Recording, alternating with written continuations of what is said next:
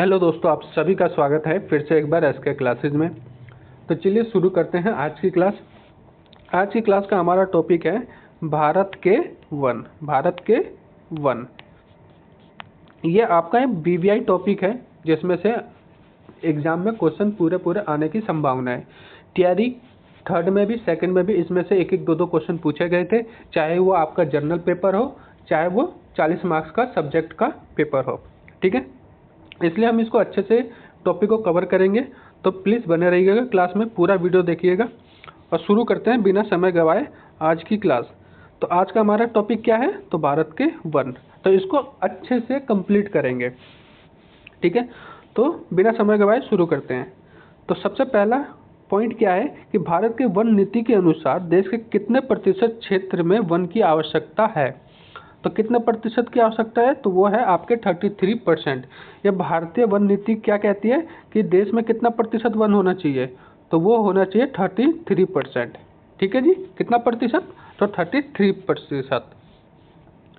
अगला पॉइंट कहता है, अगला पॉइंट क्या है कि भारत वन मतलब भारतीय वन सर्वेक्षण का मुख्यालय कहाँ स्थित है? तो ये आपका स्थित है देहरादून में। कहाँ स्थित है? तो देहरादून।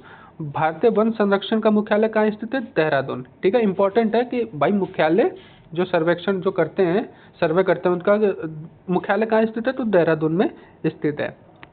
अगला है कि भारतीय पर्यावरण शोध संस्था कहाँ स्थित है? भारतीय कह रहा हूँ, राष्ट्रीय पर्यावरण शोध संस्था, तो ये आपका स्थित है नागपुर में। ठीक है जी, शोध जो संस्था है वो कहाँ स्थित है? तो वो आपके नागपुर में स्थित है, पर्यावरण शोध संस्था, तो नागपुर। अगला है कि वन महोत्सव के जनक कौन है? तो वन महोत्सव के जनक कौन है? तो ये आपके हैं के.एम. मुंशी। के.एम. मुंशी क्या है? तो वन महोत्सव के जनक है। ठीक है जी, ये कब मनाया जाता है? तो ये जुलाई के पहले सप्ताह में। कब मनाया जाता है? तो ये आपका जो जुलाई होता है उसके पहले सप्ताह में मनाया जाता है। ठीक है जी, ये भी याद रखना है, पहले जो एक हफ्ता होता है 1 से 7 दिन, उस समय जुलाई के 1 से 7 दिन में क्या मनाया जाता है? तो वन मतलब वन उत्सव मनाया जाता है, वन महोत्सव। ठीक है, इसका जनक कौन हो गए? तो आपके के.एन. मुंशी हो गए। अगला पॉइंट है कि भारत के वनों की ताज़ा रिपोर्ट कौन जारी करता है? बताओ, भारत की जो वन की रिपोर्ट है वो कौन जारी करता है? तो वो करता है भारतीय वन संरक्षण विभाग, जो देहरादून में स्थित है। ये क्या करता है? तो भारतीय वन संरक्षण रिपोर्ट जारी करता है कि कितना वन बचा है, जो भी वन से संबंधित जितने भी रिपोर्ट हैं कौन जारी करता है? तो भारतीय वन संरक्षण विभाग। ठीक है जी, याद रखना है ये है कहाँ पे? तो ये आपके देहरादून में पड़ता है। और ये क्या करता है? तो वनों की ताज़ा रिपोर्ट जारी करता है। ठीक है, भारतीय वन संरक्षण। ठीक है, आप सभी से रिक्वेस्ट है कि प्लीज़ वीडियो को लाइक नहीं किया तो प्लीज़ वीडियो को लाइक कर लें और चैनल को सब्सक्राइब कर लें, क्योंकि आप सभी को पता है कि टीआरई 4 की प्रिपरेशन चल रही है। ये हमारी 11वीं क्लास है ज्योग्राफी की, और हम ज्योग्राफी को टॉपिक वाइज अच्छे से कवर कर रहे हैं। तो प्लीज़ वीडियो को चैनल को सब्सक्राइब करना ना भूलें, क्योंकि आपकी सारी ज्योग्राफी यहाँ से कंप्लीट हो जाएगी। ज्योग्राफी के बाद हम क्या शुरू करेंगे? हिस्ट्री और पॉलिटी, दोनों क्लास एक साथ चलेगी। ठीक है, तो प्लीज़ चैनल को सब्सक्राइब जरूर कर लीजिएगा। ये सारे पॉइंट इंपॉर्टेंट है जो आपको हम करा रहे हैं। ठीक है, तो करना जरूर है आपको सब्सक्राइब। अब आगे का चलते हैं। आगे क्या है कि भारत में फिलहाल कितने प्रतिशत वन पर मतलब भाग पर वन है? तो अभी कितना है वन? 23%। और डिमांड कितनी है? तो 33 की। राष्ट्रीय वन नीति क्या कहती है कि 33% पर क्या होना चाहिए? देश में वन होना चाहिए। लेकिन अभी हमारे देश में कितना प्रतिशत वन है? तो 23%। ठीक है, मतलब 23% पे क्या है? वन है भारत में, लेकिन होना चाहिए 33। ठीक है जी, अब देखते हैं अगला पॉइंट। अगला पॉइंट है कि भारत में वन महोत्सव कब मनाया जाता है? तो अभी मैंने जस्ट आपको बताया था कि ये कब मनाया जाता है? तो जुलाई के प्रथम सप्ताह में, मतलब जो जुलाई का 1 से 7 दिन होते हैं, फर्स्ट वीक, उसमें क्या मनाया जाता है? तो वन महोत्सव। ठीक है जी, याद रखना है। ये सभी आपके एनसीईआरटी से लिया गया, कोई भी एक्स्ट्रा फैक्ट नहीं है। कहीं आप सोचे कि ये सारे एक्स्ट्रा नहीं है, सभी आपके एनसीईआरटी एससीईआरटी की जो बुक है 8, 9, 10 इन तीनों को कंबाइंड करके हमने ये टॉपिक लिए हैं, और वो भी सिर्फ इम्पोर्टेंट। ठीक है, तो ये कब मनाया जाता है? तो जुलाई के पहले सप्ताह में। अगला पॉइंट है कि वनों को किस मतलब वनों की रक्षा हेतु कौन सी नीति चलाई गई? ये किस नहीं है, ये रक्षा हेतु कौन सी नीति चलाई गई? तो राष्ट्रीय वन नीति। क्योंकि जब ये वनों की कटाई ज़्यादा हो रही थी तो इसके लिए क्या बनाया गया? तो एक विभाग बनाया गया, ठीक है, नीति बनाई गई। तो वो क्या नीति, कौन सी नीति कहलाती है?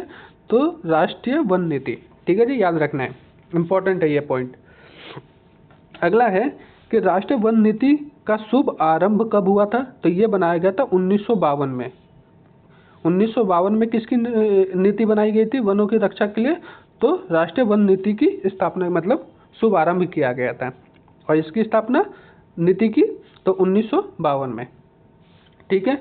वनों के मतलब कटाव को रोकने के लिए कौन सा आंदोलन चलाया गया था? तो आप सभी को पता होगा कि वनों के कटाव को रोकने के लिए कौन सा आंदोलन चलाया गया? तो वो था आपका चिपको आंदोलन। चिपको आंदोलन चलाया गया था किसके लिए? तो वनों के कटाई के लिए, ठीक है। आगे है कि चिपको आंदोलन किसने चलाया? इंपॉर्टेंट पॉइंट है कि चिपको आंदोलन किसने चलाया? तो सुंदरलाल बहुगुणा ने। कौन थे ये? तो ये, माफ कीजिएगा, तो ये चिपको आंदोलन किसने चलाया? तो सुंदरलाल बहुगुणा ने। और ये किसने चलाया? तो वनों की कटाई को रोकने के लिए, ठीक है। अगला पॉइंट है कि चिपको आंदोलन को किस पुरस्कार के लिए सम्मानित किया गया था? तो ये राइट लिवलीहुड पुरस्कार। लिवलीहुड जो पुरस्कार था, राइट लिवलीहुड पुरस्कार, वो किसके लिए था? तो चिपको आंदोलन से संबंधित था। किससे संबंधित था? तो यह पुरस्कार किससे संबंधित है? तो चिपको आंदोलन से, ठीक है जी। अब देख लेते हैं अगला पॉइंट। अगला पॉइंट है कि फॉरेस्ट रिसर्च इंस्टीट्यूट कहाँ स्थित है? तो ये कहाँ स्थित है? तो देहरादून में। देहरादून में एक और चीज़ अभी मैंने आपको बताई थी, देहरादून में एक और चीज़ कौन सा स्थित है? तो राष्ट्रीय वन नीति जो बनाई गई उसका मुख्यालय कहाँ स्थित है? तो वह भी आपके देहरादून में स्थित है। तो याद रखिएगा, फॉरेस्ट रिसर्च इंस्टीट्यूट और राष्ट्रीय वन नीति, ये दोनों का मुख्यालय कहाँ स्थित है? तो देहरादून में, ठीक है जी। आगे है कि Indian institute of forest management की स्थापना कब और कहाँ की गई थी? इंपॉर्टेंट पॉइंट है, मोस्ट इंपॉर्टेंट है, यह आपके जीके क्वेश्चन में भी पूछा जा सकता है कि जो Indian institute of forest management की स्थापना कब और कहाँ की गई थी? तो इसकी स्थापना 1981 में हुई थी और भोपाल में। कहाँ पे हुई थी? तो 1981 भोपाल, ठीक है जी। कौन सी? तो Indian institute of management, forest management, 1981 में इसकी स्थापना की गई थी और भोपाल में की गई थी, ठीक है। 1981 भोपाल में की गई थी। अगला है कि भारत में सबसे अधिक वन किस राज्य में है? इंपॉर्टेंट है ये, शायद पिछली बार की तैयारी सेकंड में या थर्ड में पूछा भी गया है कि सबसे अधिक वन कहाँ पाए जाते हैं भारत में? तो वो पाए जाते हैं मध्य प्रदेश। कहाँ पे? तो आपके पाए जाते हैं मध्य प्रदेश में। इंपॉर्टेंट पॉइंट है कि कहाँ पाए जाते हैं? तो मध्य प्रदेश में पाए जाते हैं। अगला है कि भारतीय वन सर्वेक्षण विभाग की स्थापना कब की गई थी? अभी हमने पढ़ा था पीछे कि सर्वेक्षण विभाग क्या करता है? तो रिपोर्ट जारी करता है, ठीक है। वन से संबंधित जितने भी रिपोर्ट है वो कौन जारी करता है? तो भारतीय वन संरक्षण विभाग। इसकी स्थापना कब हुई थी? तो इसकी स्थापना हुई थी 1981 में। कब हुई थी? तो 1981 में इसकी स्थापना की गई थी भारतीय वन संरक्षण विभाग की, ठीक है जी। अगला पॉइंट है कि भारत में किस प्रकार के वन सर्वाधिक पाए जाते हैं? तो ये भी इम्पोर्टेंट है कि सबसे ज़्यादा वन किस प्रकार के पाए जाते हैं? तो उष्ण मतलब पतझड़ वन। कौन से वन पाए जाते हैं? तो उष्ण पतझड़ वन जो होते हैं वो सबसे अधिक भारत में पाए जाते हैं। भारत में सबसे अधिक पाए जाते हैं उष्ण पतझड़ वन, ठीक है। अब देखते हैं आगे है कि भारत में चंदन की लकड़ी के वन सबसे अधिक कहाँ पाए जाते हैं? इंपॉर्टेंट है कि सबसे अधिक चंदन की लकड़ी कहाँ पाई जाती है? तो सबसे अधिक पाई जाती है वो आपके कर्नाटका में। कहाँ पे? कर्नाटका में सबसे अधिक किसकी लकड़ी पाई जाती है? तो चंदन की लकड़ी, सबसे चंदन की लकड़ी कर्नाटका। अगला है साइलेंट वैली क्यों प्रसिद्ध है? जो साइलेंट वैली है वो क्यों प्रसिद्ध है? तो वो प्रसिद्ध है, क्यों प्रसिद्ध है? केरल में प्रसिद्ध है। ये गलत है, यहाँ पे साइलेंट वैली कहाँ है, कहाँ स्थित होगा, तो कहाँ स्थित है, तो वो केरल में स्थित है। ठीक है, ठीक है, कहाँ पे स्थित है वो प्रसिद्ध नहीं है, स्थित कहाँ है, तो वो केरल में स्थित है।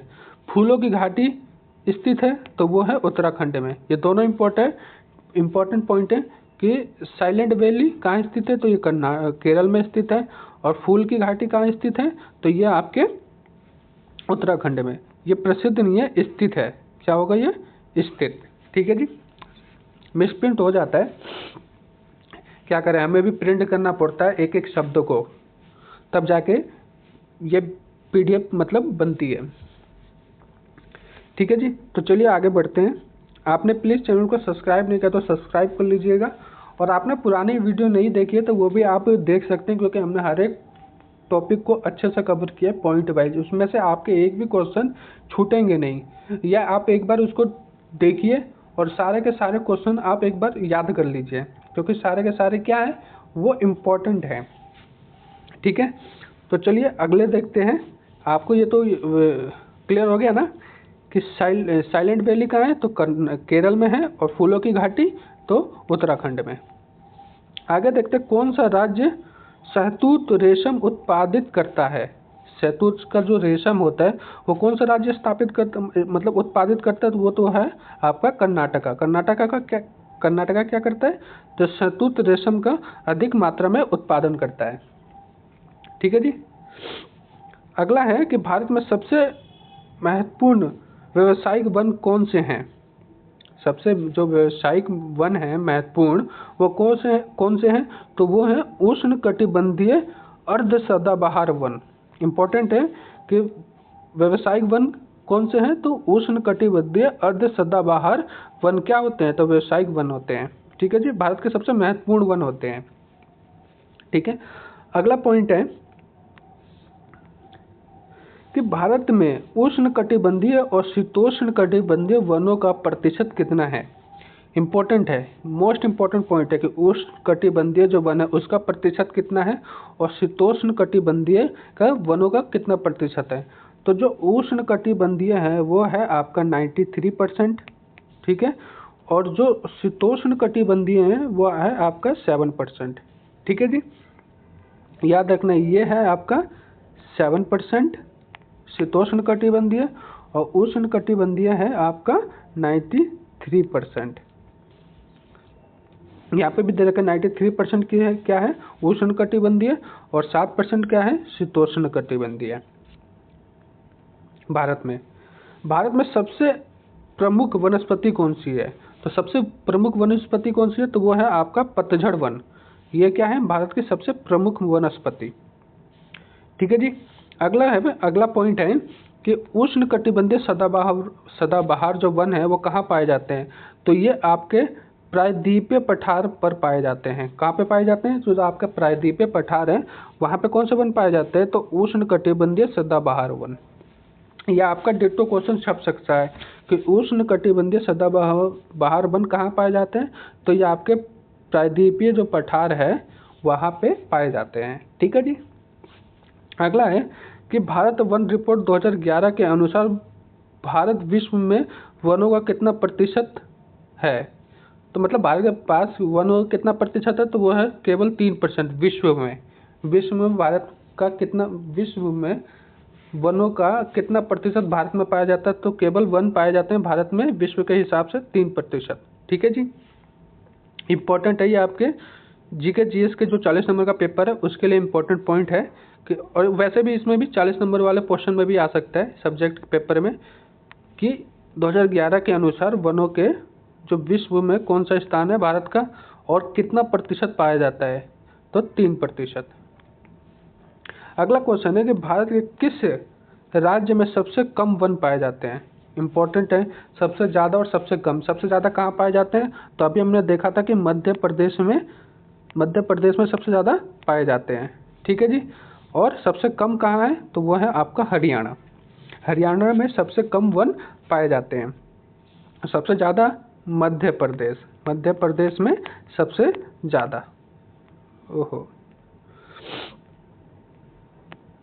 मध्य प्रदेश में सबसे ज़्यादा वन पाए जाते हैं। ठीक है, अगला क्वेश्चन देखते हैं, सबसे कम हरियाणा। अगला पॉइंट है कि भारत के पश्चिमी घाट पर किस प्रकार की वनस्पति पाई जाती है। इंपॉर्टेंट पॉइंट है कि भारत के पश्चिमी घाट पर किस प्रकार की वन पाई जाती है। कहाँ पे, तो पश्चिमी घाट की बात करें तो पश्चिमी घाट पर किस प्रकार की वन पाई जाती है, तो वो पाई जाती है सदाहरित। तो सदाहरित है, उस प्रकार सदाहरित वन पाई जाती है कहाँ पे, पश्चिमी घाट पे। पश्चिमी घाट पे सदाहरित वनस्पति पाई जाती है। ठीक है। अब अगला पॉइंट है कि दलदली और ज्वार भाटा वाले क्षेत्रों में पाए जाने वाले वनों को क्या कहते हैं। आप सभी को देख रहे होंगे पॉइंट की हमने कैसे लिए हैं, सारे के सारे एग्जाम के पर्पज से इम्पोर्टेंट है, मोस्ट इम्पोर्टेंट है। वीवीआई है ये आपका, क्या है, वीवीआई क्वेश्चन है, समझ लीजिए। सारे के सारे पॉइंट क्या है आपके, वीवीआई। तो बात किसकी हो रही है, दलदली और ज्वार भाटा वाले क्षेत्रों में पाए जाने वनों को क्या कहा जाता है। तो इन वनों को क्या कहा जाता है, मैगोन वन। ठीक है जी। जो मैग्रोव वन है उनको क्या कहते हैं, तो वो पाए जाते हैं ज्वारीय भाटा वाले क्षेत्रों में और दलदलीय क्षेत्रों में। ठीक है जी। ये अधिकतर कहाँ पाए जाते हैं, तो ये पश्चिमी बंगाल के जो डेल्टा वाली घाटी है वहाँ पे पाई जाती है। कौन से वन, तो मैग्रो वन। मैग्रोव वन जो है वो पश्चिमी जो बंगाल है जहाँ पे सुंदरवन डेल्टा बनता है वहाँ पे। ठीक है जी। अगला है कि वनों की दृष्टि से भारत के शीर्ष 3 देशों को अवरोही क्रम में लिखिए। लिखिए क्या, बताइए कौन सा अवरोही क्रम है। शीर्ष 3 राज्य, मैं देश पढ़ रहा हूँ। 3 राज्य कौन से हैं, तो मध्य प्रदेश, अरुणाचल प्रदेश और छत्तीसगढ़। अभी मैंने जस्ट आपको ऊपर बताया था सबसे ज़्यादा वन कहाँ पाए जाते हैं, तो वो पाए जाते हैं मध्य प्रदेश में। उसके बाद दूसरा स्थान किसका है, तो दूसरा स्थान है अरुणाचल प्रदेश का, और तीसरा स्थान किसका है, तो छत्तीसगढ़ का।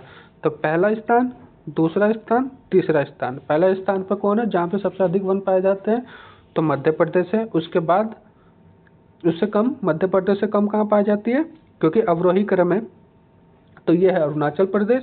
और उसके बाद उससे कम कहाँ पाई जाती है, तीसरे स्थान पर कौन है, तो छत्तीसगढ़। ठीक है जी।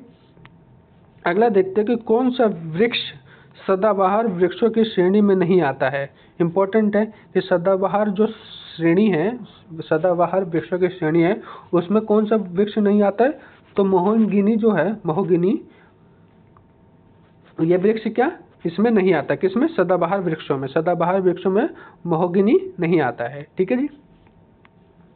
अगला पॉइंट है कि कितनी ऊंचाई के बाद हिमालय पर वनस्पति नहीं उगती है।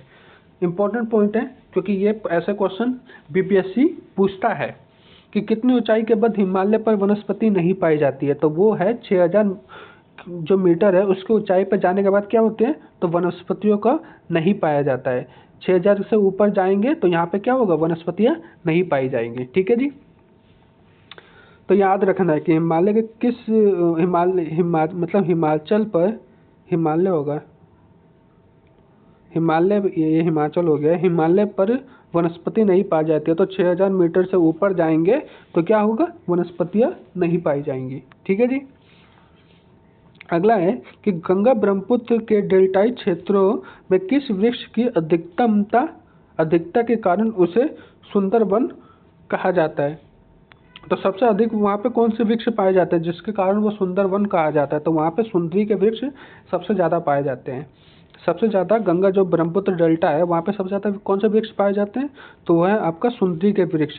इसलिए वहाँ पे सुंदरवन कहा जाता है उसको। गंगा ब्रह्मपुत्र के डेल्टा को इसलिए सुंदरवन कहा जाता है क्योंकि वहाँ पे सुंदरी के वृक्ष सबसे ज़्यादा अधिक मात्रा में पाए जाते हैं। ये क्वेश्चन आपके बन सकता है कि सुंदरी वृक्ष अधिक मात्रा में कहाँ पाया जाता है। तो सुंदरी वृक्ष अधिक मात्रा में कहाँ पाया जाता है, तो मतलब गंगा ब्रह्मपुत्र डेल्टाई क्षेत्र में। ठीक है, कहाँ पाया जाता है, तो गंगा ब्रह्मपुत्र डेल्टाई क्षेत्रों में सुंदरी वृक्ष पाया जाता है। अगला है कि भारत में जैव विविधता के ताप स्थल कौन से हैं। ये ताप नहीं होगा, पर्याप्त, यहाँ पे क्या है, पर्याप्त स्थल कौन से हैं, तो वो है पूर्वी हिमालय एवं पश्चिमी घाट, पूर्वी हिमालय एवं पश्चिमी घाट क्या है सबसे अधिक जहाँ पे जैव विविधता पाई जाती है। सबसे अधिक जो विविधता है, पर्याप्त स्थल कौन से हैं इनमें से, तो वो है पूर्वी हिमालय और पश्चिमी घाट। ठीक है जी, मेरे को आई थिंक हिमालय नहीं होगा, यहाँ पे होगा पूर्वी घाट और पश्चिमी घाट। ठीक है जी। अगला है कि भारत के किस भौतिक प्रदेश में उष्णकटिबंधीय से लेकर अल्पलाइन प्रकार की वनस्पति पाई जाती है। इम्पोर्टेंट है कि भारत के किस भौगोलिक प्रदेश में उष्णकटिबंधीय से लेकर अल्पलाइन प्रकार की वनस्पति पाई जाती है। तो वो है आपका उत्तरी हिमालय और पूर्वी प्रदेश। उत्तरी हिमालय और पूर्वी प्रदेश में क्या पाई जाती है? तो भौतिक प्रदेश है जहाँ पे उष्णकटिबंधीय अल्पलाइन प्रकार की वनस्पति पाई जाती है। तो आपका क्वेश्चन बन सकता है कि अल्पलाइन प्रकार की वनस्पतियाँ कहाँ पाई जाती है? तो वो आपका क्या हो जाएगा? उत्तरी हिमालय और पूर्वी हिमालय। ठीक है जी। तो ये इंपॉर्टेंट है कि अल्पलाइन वनस्पतियाँ कहीं पाई जाती है? तो ये पाई जाती है पूर्वी और पूर्वी प्रदेश और उत्तरी हिमालय में। ठीक है जी। अगला पॉइंट है कि जिस स्थान में 100 सेंटीमीटर से 200 सेंटीमीटर औसत वर्षा होती है वहाँ किस प्रकार के वन पाए जाते हैं? तो वहाँ पे किस प्रकार के वन पाए जाते हैं? तो उष्ण पतझड़ वन। उष्ण पतझड़ वन कहाँ पाए जाते हैं? तो जहाँ पे 100 सेंटीमीटर से लेकर 200 सेंटीमीटर की क्या होती है? वर्षा होती है। औसतन वर्षा की बात हो रही है। औसतन वर्षा कितनी होती है? तो 100 सेंटीमीटर से लेकर 200 सेंटीमीटर तक। जहाँ पे वहाँ पे कौन से वन, किस प्रकार के वन पाए जाते हैं? तो वहाँ पे वन पाए जाते हैं तो मतलब उष्ण पतझड़ वन। ठीक है जी। अगला पॉइंट है कि केंद्र सरकार ने नई वन नीति की घोषणा कब की थी? ये भी इम्पोर्टेंट है कि केंद्र सरकार ने नई नई नीति है, वन नीति, उसकी घोषणा कब की थी? तो 1988 में। 1988 में नई वन नीति की घोषणा की गई थी। वन नीति की घोषणा की गई थी। वन नीति की क्या की गई थी? घोषणा की गई थी 1988 में। ठीक है जी। तो आपके सभी ये पॉइंट क्लियर हो गए होंगे। हमने आज के जितने भी पॉइंट थे ये वन से संबंधित इम्पोर्टेंट है। जो एक्स्ट्रा इम्पोर्टेंट जो कहते हैं वो है, बुकों में हमने कई जगह क्वेश्चन किए हैं तो क्वेश्चन डायरेक्ट करने से याद नहीं होता। हम कर तो लेते हैं लेकिन जब क्वेश्चन को अटेंड करते हैं तो वो क्वेश्चन सारे क्या होते हैं? माइंड में कन्फ्यूजन क्रिएट हो जाते हैं। ये होगा, ये होगा, ये होगा। लेकिन जब आप पॉइंट को अच्छे से कवर करेंगे, पूरी लाइन वाइज पढ़ेंगे तो आपका कॉन्सेप्ट क्लियर हो जाता है। ठीक है जी। तो वही हमने इम्पोर्टेंट जितने भी पॉइंट लिए थे वो सभी आपको करा दिए। आप देख सकते हैं कि ये क्या है, कितनी ऊंचाई के बाद हिमालय पर वनस्पतियाँ नहीं मिलती है। तो आपको ये पॉइंट किसी भी क्वेश्चन में नहीं मिलेगा। तो इसको क्या करना पड़ता है? बुक में से ढूंढना पड़ता है। तो वही हमने कार्य किया है, बुक में से सारे क्वेश्चन को ढूंढ के लाए हैं। तो प्लीज़ आप चैनल को सब्सक्राइब करना ना भूलें और वीडियो को लाइक ज़रूर करें और दोस्तों को शेयर भी करें। जो आपके प्रिय मित्र हैं उनको भी भेजें। ठीक है जी। तो चलिए फिर मिलते हैं आपको एक नई वीडियो के साथ कल, और उसमें एक नया टॉपिक होगा। कल एक बहुत अच्छे टॉपिक को कवर करेंगे जो आपके एग्ज़ाम के पर्पज़ से बहुत इंपॉर्टेंट होगा। वो वेरी BVI टॉपिक है। ठीक है जी। कल उसको अच्छे से कवर करेंगे। ठीक है। तो चलिए आज के लिए बस इतना ही। कल मिलते हैं फिर एक नए टॉपिक के साथ और एक नए वीडियो में एक अच्छे से टॉपिक को कवर करेंगे। चलिए धन्यवाद, कल मिलते हैं फिर।